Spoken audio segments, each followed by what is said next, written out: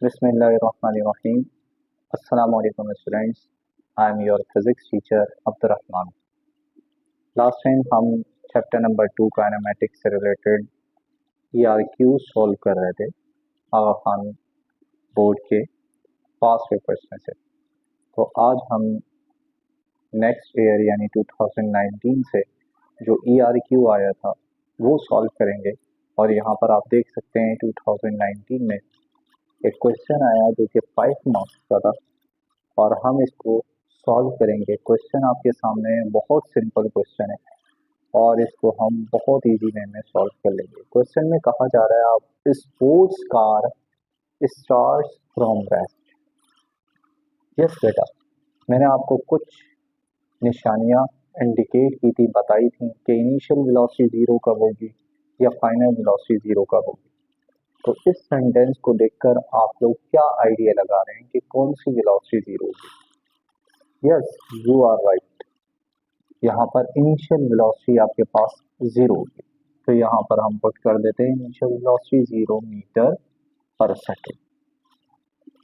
It covers a distance of 900 meter to attain a speed, यानी second information हमें given है जो कि डिस्टेंस है और उस स्पोर्ट्स कार ने जो कवर किया वो 900 मीटर है। Next information attain a speed of 80 meter per second. जब हमने पहले ही इनिशियल वेलोसिटी डिसाइड कर दी 0 मीटर पर सेकेंड है, तो एक ही वेलोसिटी बची। वो एक वेलोसिटी आपके पास फाइनल वेलोसिटी है और इसको हमने नोट कर लिया गया, final velocity 80 meter per second. इसके अंदर कुछ फाइंड आउट करने के लिए कहा जा रहा है और कहा गया determine the acceleration of the car. Car की एक्सेलरेशन हमने फाइंड आउट करनी है and the time required to reach this speed, और हमने वो टाइम फाइंड आउट करना है जो इस स्पीड तक पहुंचने में लगा 80 मीटर पर सेकेंड तक। तो हमने टाइम फाइंड आउट करना। सबसे पहले अगर हम एक्सेलरेशन फाइंड आउट करना चाहते हैं तो हम इक्वेशन को डिसाइड करेंगे, यहाँ से सिलेक्ट करेंगे। अगर हम फर्स्ट इक्वेशन ऑफ मोशन को यहाँ पर सिलेक्ट करते हैं, Vf is equal to V I plus A T, acceleration find out करने के लिए, तो हमें ए भी नहीं मालूम और टी भी नहीं मालूम। तो हमें क्या करना होगा, हम सिंपल इसी से आइडिया लगाते हैं कि अगर मुझे एक्सेलरेशन फाइंड आउट करना है तो वो इक्वेशन सिलेक्ट करूंगा जो इंडिपेंडेंट ऑफ टी होगी। तो यहाँ 3 इक्वेशन ऑफ मोशन में मैंने देखा कि फर्स्ट इक्वेशन भी टाइम है, सेकंड इक्वेशन में भी, और third equation independent of T है। तो मैं ये वाली सिलेक्ट कर यहाँ पर लिख देता हूँ using third equation of motion. Okay बेटा, बताइए जरा थर्ड इक्वेशन ऑफ मोशन क्या होती है? Yes, 2as is equal to V F square minus V I square. ये हमें फाइंड आउट करना है और s गिवन है, तो हम लिखेंगे 2a और ब्रैकेट में s कितना है 900 meter is equal to final velocity 80, इसका स्क्वायर जरूर करना है। स्टूडेंट यहाँ पर मिस्टेक कर देते हैं, स्क्वायर नहीं लगाते जिसकी वजह से आंसर रॉन्ग हो जाता है। तो आपने स्क्वायर जरूर लगाना है, माइनस 0 का स्क्वायर।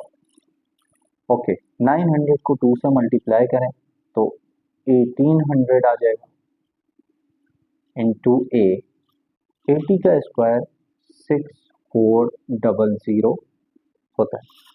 यहाँ 0 का स्क्वायर कुछ भी नहीं होगा, 0 आ जाएगा, 0 का स्क्वायर भी 0।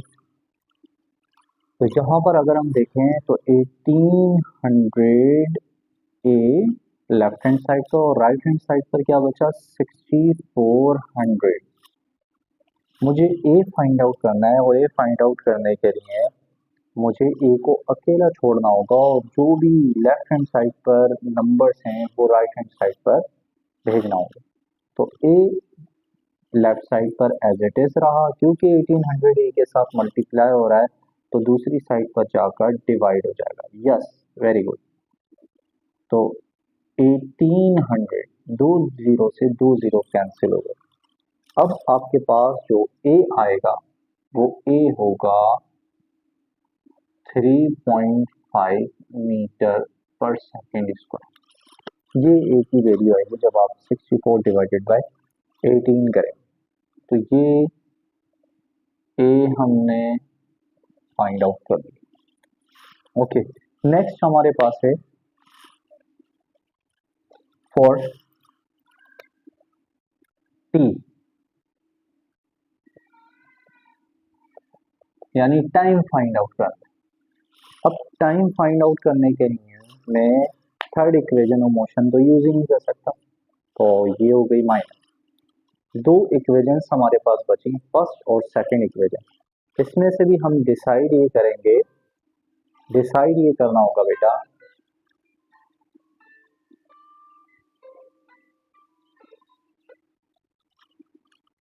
डिसाइड ये करना होगा कि first equation of motion use करूं या सेकंड इक्वेशन ऑफ मोशन। अगर मैं second equation of motion use करता हूं तो मेरे पास दो मरतबा टी आ, तो इसको सॉल्व करना थोड़ा सा डिफिकल्ट, या डिफिकल्ट ना भी हो, स्टेप्स थोड़े से ज़्यादा होंगे। अगर मैं चाहता हूँ कि मेरे स्टेप्स कम हो, कम स्टेप्स में अपने न्यूमेरिकल को सॉल्व कर लूँ, तो मैं first equation of motion use कर लेता हूँ, जिसकी हेल्प से मैं एक ही मरतबा यहाँ पर टी आया और टी को इजीली फाइंड आउट कर लूँगा। ओके, यहाँ पर हम देखते हैं using first equation of motion. क्या है first equation of motion? V F is equal to V I plus A T. V F आपके पास कितना गिवन है? वी एफ है 80, तो 80 यहाँ पर पुट करेंगे। वी आई कितना गिवन है? 0। और ए कितना गिवन है? ए हमने अभी फाइंड आउट किया 3.5, या इसको इसी तरह लिखते हैं 3.5 टी। अब जब भी 0 ऐड हो रहा हो या सब्ट्रैक्ट हो रहा हो तो वैल्यू में कोई चेंजेस नहीं आती, लिहाजा हम 80 को एज इट इज 0 हम हटा देंगे और बचेगा रिमेनिंग हमारे पास 3.5 टी। ये 3.5 इसके साथ मल्टीप्लाई हो रहा है टी के साथ, वहां जाकर डिवाइड हो जाएगा। तो 80 divided by 3.5 is equal to T. अब टी को अगर मुझे फाइंड आउट करना है तो मैं इसे सॉल्व करूंगा और मेरे पास आंसर आएगा 22 पॉइंट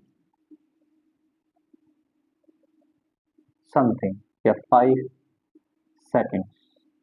यस, यूनिट जरूर आपने यहाँ पर मेंशन करना, 22.5 सेकेंड। अच्छा, यहाँ पर एक स्टेप मैंने ये किया कि 3.5 को यहाँ डिवाइड में लेकर गया। बाज़ औक़ात स्टूडेंट जो मिस्टेक करते हैं वो ये होती है कि टाइम पहले से राइट साइड पर लिख लेते हैं और इसमें जो चीज़ न्यूमरेटर में आना चाहिए वो डिनोमिनेटर में लिख देते हैं, तो यूं ये अपोजिट हो जाती है चीज़ें, जिसकी वजह से आखिरी स्टेप की वजह से आंसर गलत आता है। लिहाजा इसी स्टेप को फॉलो करें जो मैंने आप लोगों को बताया, ताकि मिस्टेक से बचें। अब ये टाइम हमारे पास आ चुका है और हमने दोनों चीज़ों को फाइंड आउट कर लिया। ये था बहुत इजी सा सिंपल सा न्यूमेरिकल। अब हम नेक्स्ट ईयर की तरफ जाएंगे, क्योंकि इस ईयर में ERQ ये ही क्वेश्चन आया हुआ था। अब हम 2018 की तरफ जाएंगे और वहाँ पे देखेंगे कि ERQ क्या है। स्टूडेंट, अब हम नेक्स्ट ईयर की तरफ चलते हैं और देखते हैं कि चैप्टर नंबर 2 से रिलेटेड नेक्स्ट ईयर में क्या क्वेश्चन आए हैं। तो 2018 का पेपर है और इसके अंदर क्वेश्चन नंबर 9 का पार्ट ए है, जिसके अंदर ये पूरी कंडीशन, सिचुएशन और इंफॉर्मेशन गिवन है। इसके अकॉर्डिंग हमने थर्ड इक्वेशन ऑफ मोशन को ड्राइव करना है। लेकिन यहाँ पर कुछ इन्होंने चेंजेस किए। इन्होंने इनिशियल वेलोसिटी को ए कहा है, फाइनल वेलोसिटी को बी कहा है और डिस्टेंस को वही एस ही कहा है। और इन्होंने कहा है कि ये जो इंफॉर्मेशन गिवन है इसको यूज करते हुए हमने ये इक्वेशन ड्राइव करनी है। तो ये हमारा पर्पज़ है, हमने ड्राइव करके ये वाली फॉर्म देकर आनी है 2as is equal to B square minus A square. हमारे पास दूसरे मेथड भी होते हैं। एक मेथड ये ग्राफिकल मेथड भी है, इसकी हेल्प से भी या इसको यूज करते हुए हम इक्वेशन को ड्राइव कर सकते हैं। तो आइए हम ग्राफिकल मेथड को यूज करते हैं। इस ग्राफिकल मेथड में आप देख रहे हैं कि यहाँ पर वेलोसिटी जीरो, फिर ये इनिशियल वेलोसिटी से ऑब्जेक्ट मूव कर रहा है क्योंकि मूविंग ऑब्जेक्ट की बात हो रही है। तो वी आई हमारे पास इनिशियल वेलोसिटी है, यहाँ तक टाइम को कंसीडर नहीं किया गया, तभी हम यहाँ से लेकर यहाँ तक गए।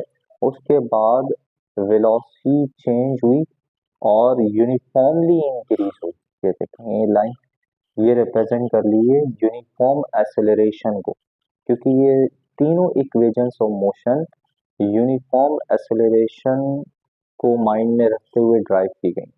ओके, तो ये यूनिफॉर्म एक्सेलरेशन ये लाइन बता रही है। अब हमने करना क्या होगा, कुछ यहाँ पर ओ ए जैसे ओ बी डी ये सारी चीजें, तो हम यहाँ पर समझेंगे कि वो यहाँ इस ग्राफ में क्या क्या है।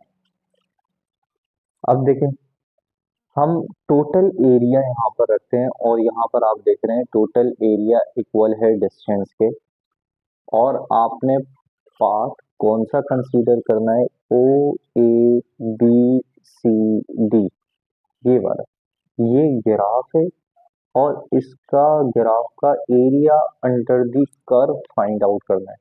वो area under the curve equal होगा डिस्टेंस के जब वेलोसिटी टाइम के दरमियान ग्राफ ड्रॉ हुआ होगा। जब भी वीटी ग्राफ होगा तो वीटी ग्राफ में अगर आप area under the curve find out करते हैं तो वो डिस्टेंस के इक्वल होता है। सर किस तरह होता है, इसकी एक एग्जांपल हम यहाँ पर देख लेते हैं।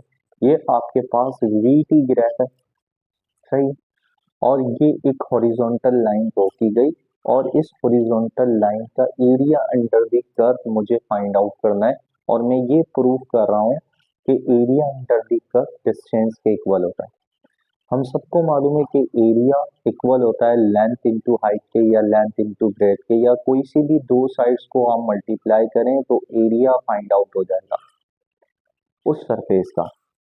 तो हमने देखा यहाँ पर आपके पास एक है लेंथ, दूसरी है हाइट, तो हमने कहा एरिया इक्वल है लेंथ इंटू हाइट के, क्योंकि ये रेक्टेंगल है, रेक्टेंगल का एरिया इसके इक्वल होता है लेंथ इंटू हाइट के। अब ये लेंथ यहाँ पर है क्या, तो आप देखेंगे लेंथ तो टी के इक्वल है। अगर इस ग्राफ में देखें, ये लाइन यहाँ से लेकर एंड पॉइंट ये था, तो एंड पॉइंट आपके पास ये है। यहाँ से हम एक वर्टिकल लाइन ड्रॉ करेंगे, ये हमारे पास एरिया आ जाएगा जो शेडेड है। ये शेडेड एरिया फाइंड आउट करने के लिए हमने कहा कि लेंथ ये है और हाइट ये है, तो लेंथ हमारे पास टी, हाइट हमारे पास वी, और इसको थोड़ा सा रीअरेंज करके लिख दें वी टी। तो हमने तो ये डिस्टेंस का फॉर्मूला पढ़ा था, S is equal to V T. तो इस वजह से एरिया ऑफ रेक्टेंगल इक्वल होगा डिस्टेंस के जब वी टी ग्राफ हो। ओके स्टूडेंट, अब हम यहाँ पर भी देख लेते हैं कि टोटल एरिया अगर मैं फाइंड आउट कर लूँ तो मेरे पास थर्ड इक्वेशन ऑफ मोशन के लिए एस आएगा, क्योंकि सबसे पहले मेरे पास लेफ्ट हैंड साइड पर एस आना चाहिए। उसके लिए मैंने क्या किया, ये जो कर्व है, ये जो स्ट्रेट लाइन है, ये स्ट्रेट लाइन का एरिया अंडर द कर्व मुझे फाइंड आउट करना होगा। मैं इसको थोड़ा सा शेडित कर देता हूँ।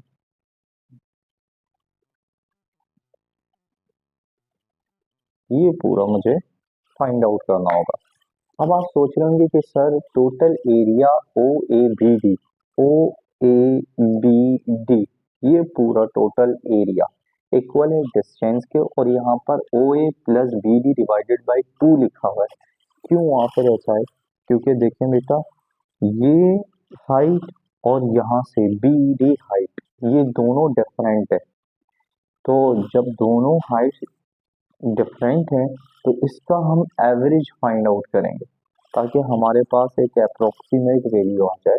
लिहाजा हमने O A plus B D divided by 2 किया, यानी इन हाइट्स का एवरेज ले लिया, मल्टीप्लाई बाय ओ डी, वही लेंथ, क्योंकि एरिया किसके इक्वल होता है, हाइट इंटू लेंथ है, और हाइट डिफरेंट थी तो उसका एवरेज लिया, देन ये लेंथ है ओ से डी, ये ओ डी लेंथ आ गई आपके पास।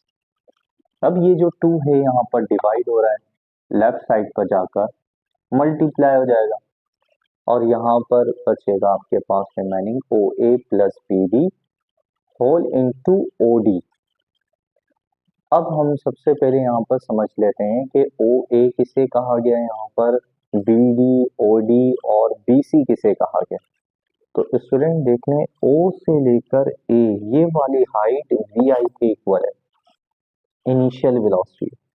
और अगर आप देख रहे हैं बी डी, तो बी डी ये वाली हाइट इक्वल है, देखें 0 से लेकर वी एफ तक, यानी फाइनल वेलोसिटी। तो ये बी डी हमारे पास फाइनल वेलोसिटी है, ओ ए हमारे पास इनिशियल वेलोसिटी है, और इसके अलावा दिया हुआ है ओ डी, ओ डी हमारे पास ये की है टाइम। अब हमारे पास यहाँ पर अगर हम देखें तो 2as ए यहाँ पर नहीं है, और यहाँ पर हमारे पास कुछ ऐसी कंडीशन की जाए यहाँ पर भी कि यहाँ पर ए आ जाए हमारे पास, और यहाँ पर ये वाली जो कंडीशन है, वाली जो टर्म है, ये V F square minus V I square बने। अभी अगर हम देखें तो ओ ए हमारे पास वी आई है, बी डी हमारे पास वी एफ है, तो V I plus V F तो है मेरे पास, लेकिन यहाँ तो V F square minus V I square है। मैं यहाँ लिख भी देता हूँ ताकि आप लोगों को कंफ्यूजन ना हो कि v को यहाँ पर वी एफ कहा गया माइनस वी आई स्क्वायर। अब हम क्या करेंगे, यहाँ पर वी एफ माइनस वी आई लाने के लिए कुछ एक टर्म से मल्टीप्लाई करेंगे बोथ साइड पर, यहाँ पर भी, क्योंकि मैथमेटिकल रूल है कि जो ऑपरेशन आप इक्वल टू के लेफ्ट हैंड साइड करें वही इक्वल टू के राइट हैंड साइड पर करना है। तो multiply both sides B C over O D, दोनों तरफ आपने ये डिवाइड कर दिया और दोनों तरफ आपने ये मल्टीप्लाई कर दिया, तो 2s multiply by B C over O D, right side पर भी आपने ये टर्म लिखी और इसको एज इट इज लिख दिया बाकी टर्म्स को। आप यहाँ देख रहे हैं ओ डी से ओ डी कैंसिल हो जाएगा। सर ये B C over O D ही आपने क्यों मल्टीप्लाई किया, इसका रीजन एक है ताकि हमारे पास वी एफ माइनस वी आई आ जाए। अब देखें अगर ओ डी कैंसिल हो जाएगा तो बी सी बचेगा, और बी सी यानी यहाँ से लेकर यहाँ तक का डिस्टेंस, यहाँ से लेकर यहाँ तक की बी सी ये किसके इक्वल होगी, अगर आप बी डी में से माइनस कर दें सी डी, बी डी क्या है बी एफ, सी डी क्या है ओ ए के इक्वल है जो कि वी आई है, तो V F minus V I ये कर दें, तो यहाँ पर ये आ गया B C V F minus V I, और O A plus B D ये क्या है V I plus V F, जो कि हम देख चुके हैं ये वी आई है, प्लस की sign as it is, B D हमारे पास क्या है यहाँ से लेकर वी आई, और यहाँ पर बी सी हमारे पास आ गई V F minus V I. इसको रीअरेंज करके लिख दें थोड़ा, क्योंकि ये a minus B into A plus B का फॉर्मूला बन रहा है, या फिर a plus B into A minus B. अब यहाँ पर a और b डिसाइड करना है, तो डिसाइड किस तरह करेंगे, जो नेगेटिव टर्म है यानी जिसके दरमियान माइनस की साइन है वहां पर a और b डिसाइड किया जाएगा वहां पर। तो a हमारे पास है वी ए और b हमारे पास है v ए। यहाँ पर भी हमारे पास वी एफ पहले होना चाहिए, वी आई बाद में, लिहाजा हमने इसके लिहाज से बात की और इसके लिहाज से इसको रीअरेंज कर दिया, वी एफ पहले वी आई बाद में। अब देखें ए plus B into A minus बन गई, ए plus B into A minus B. अब अगर आप इसको देख रहे हैं तो एक फॉर्मूला बन रहा है वही वाला A plus B into A minus B, जो कि इक्वल होता है A square minus B square के। ए हमारे पास क्या है वी एफ, तो वी एफ का स्क्वायर माइनस वी आई का स्क्वायर, तो बन गया A square minus B square. अच्छा, यहाँ पर जो था B C over O D, ये किसके इक्वल होगा? अब आप देखें, ये है बी सी, बी सी किसके इक्वल था? V F minus V I, ये है V F minus V I, और इसको डिवाइड किया गया ओ डी से, ओ डी है टी, तो V F minus V I divided by T, V F minus V I divided by T, जो कि इक्वल होता है एक्सेलरेशन के। तो इस वजह से B C over O D की जगह ए को पुट कर दिया गया, तो हमारे पास आ गया 2as। सही, तो हम यहाँ तक पहुंच चुके थे। 2as is equal to V F square minus V I square. Here अब हम करेंगे क्या, हमने पूरा ड्राइव वही वी एफ और वी आई को यूज करते हुए कर दिया। आखिर में हम ये कह देते हैं कि according to the given information V F is equal to B and V I is equal to A, put in अब आप इसमें वी एफ की जगह बी पुट कर दीजिए, वी आई की जगह ए पुट कर दीजिए, तो आपके पास इक्वेशन ड्राइव हो जाएगी 2as is equal to B square minus A square. तो आप पूरी होल डेरिवेशन में वी एफ और वी आई को लेकर चले, और लास्ट में आकर आपने according to the given condition V I और वी एफ को चेंज कर दिया, जो कि गिवन इंफॉर्मेशन में दिया था, वी एफ बी था और वी आई ए। यूं इक्वेशन पूरी ड्राइव हो गई। लिहाजा अभी हम यहीं तक रखते हैं, फिर नेक्स्ट वीडियो में नेक्स्ट ईयर के क्वेश्चन इंक्लूड करेंगे। तब तक के लिए अल्लाह हाफिज, और याद रखिएगा कि चैनल को सब्सक्राइब करें और बेल आइकन को प्रेस करना ना भूलें, ताकि न्यू आने वाली वीडियोस की नोटिफिकेशन आपको मिलती रहे।